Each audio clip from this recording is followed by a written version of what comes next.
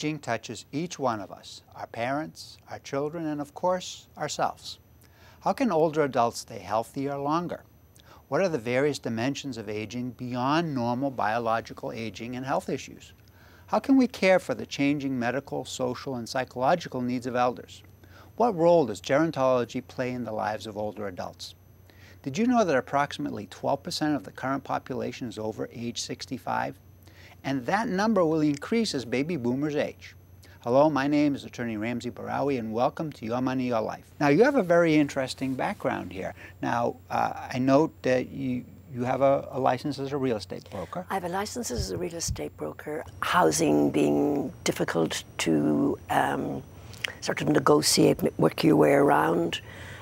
Cellars with rickety stairs and light bulbs hanging from the ceiling, that type of thing.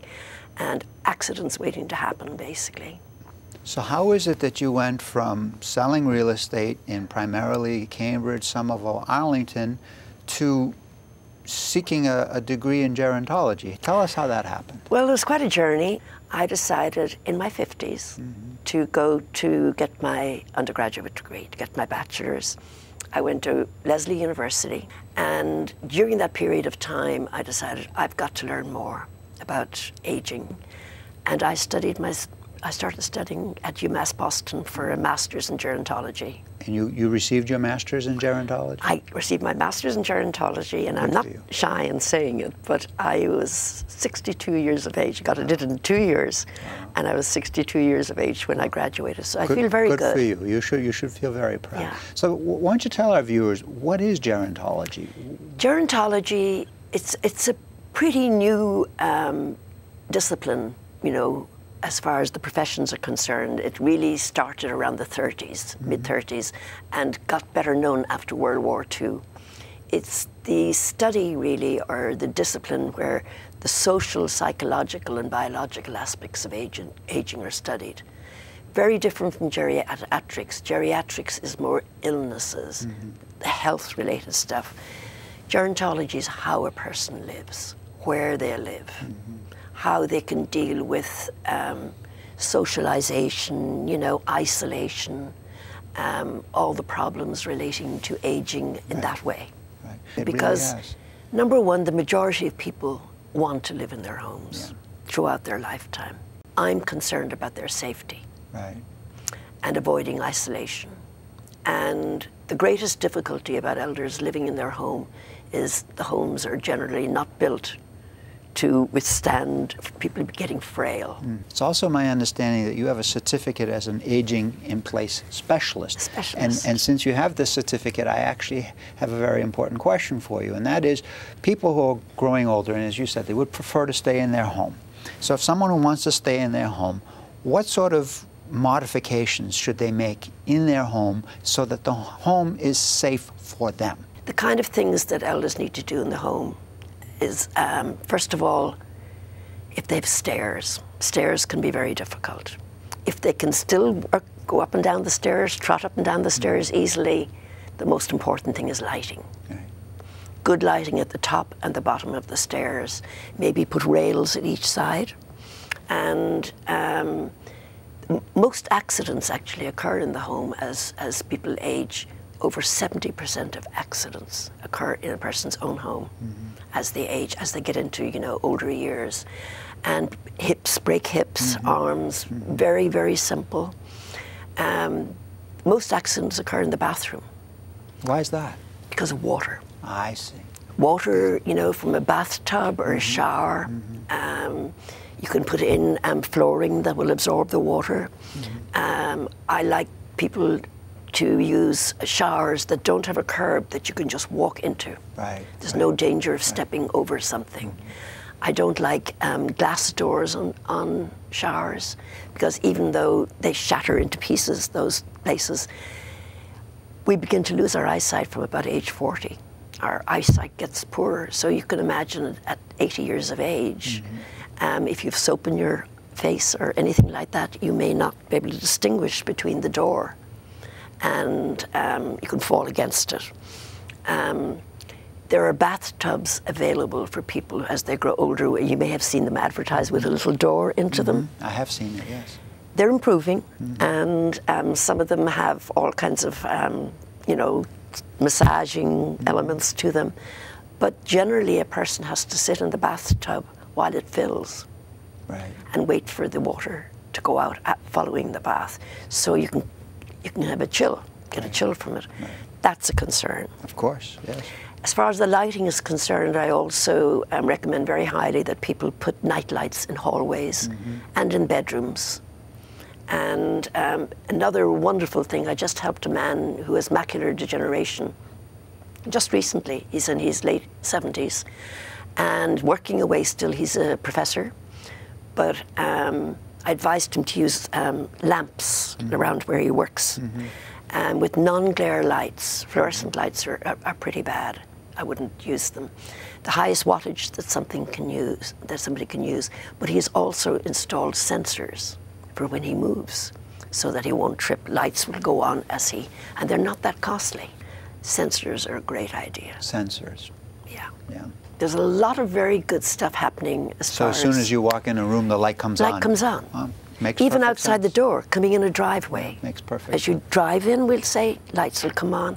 Another thing, as you get to, we'll say, a hall door, putting a shelf beside the hall door is a good idea, because people start fumbling for their keys, and they can, and again, having a sensor that will turn the light on. Right.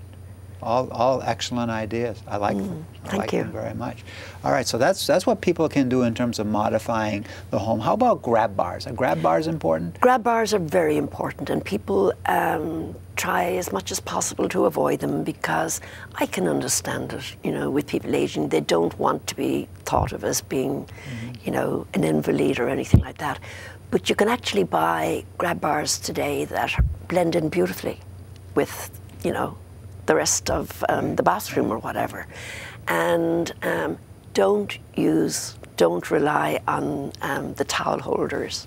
That is the worst mistake people make, because they're going to fall. It's going to fall. Grab bars have to be put in by a handyman, because there has to be blocking behind them.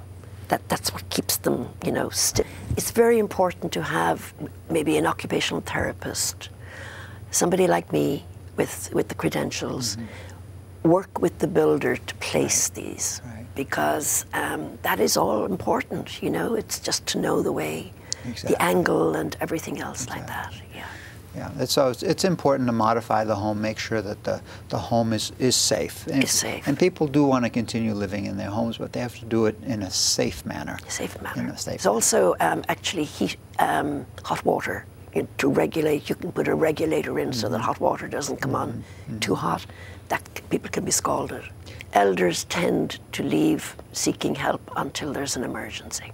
But can you imagine being in your 80s and 90s? You may lose your partner, your husband, wife. You're losing your friends. People can become very, very depressed, very low in that situation. So the driving part of it is something they want to hold on to. It's so important to them. What can somebody do who's lost their spouse? As you said, they're losing their friends because they're passing away. They're losing their social network, so to speak. So what should they do? What can they do? I mean, what do you do with somebody, for example, who loved to, let's say, play bridge, but because they played bridge with their spouse and their friends, and their spouse and friends are gone, they no longer play bridge? No longer play so bridge. what do you do now? You know, join an aging in place community. You've got to avoid isolation. Isolation is one of the greatest problems of all. Dancing is one of the best things of all. It is tremendous.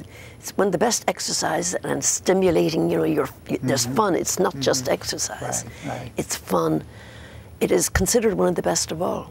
Top of the line to dance. I can see how that is. Yeah.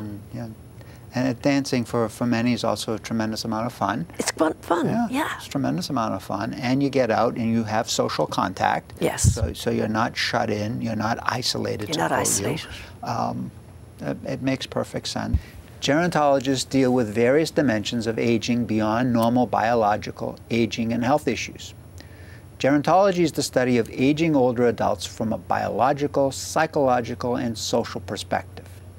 Gerontologists meet the needs of an increasingly growing number of older adults. Today, people aged 65 or older represent one of the world's fastest growing populations. It's a population that requires unique medical and social services. This population, especially as its members reach the end of the life cycle, is vulnerable and needs services. When people think of services for older adults, they focus on medical care. Though there are many healthcare specializations for the elderly, gerontology is about much more than medical care. Gerontology addresses such societal needs like housing, retirement, and caregiving. As baby boomers age, a larger network of services and programs will have to be developed to support and nurture the older adult population. With increased longevity, improved medical care, new hips, knees, and heart valves, we will all ultimately need to come to grips with the dimensions of aging. So take charge of your future by doing your homework, for as Ben Franklin is quoted as saying, an investment in knowledge always pays the best interest. In closing, thanks to my guest Una Barrett for participating in this program, and as always, thank you to you, our viewers, for watching Your Money, Your Life. My name is Attorney Ramsey Bahrawy, building your trust.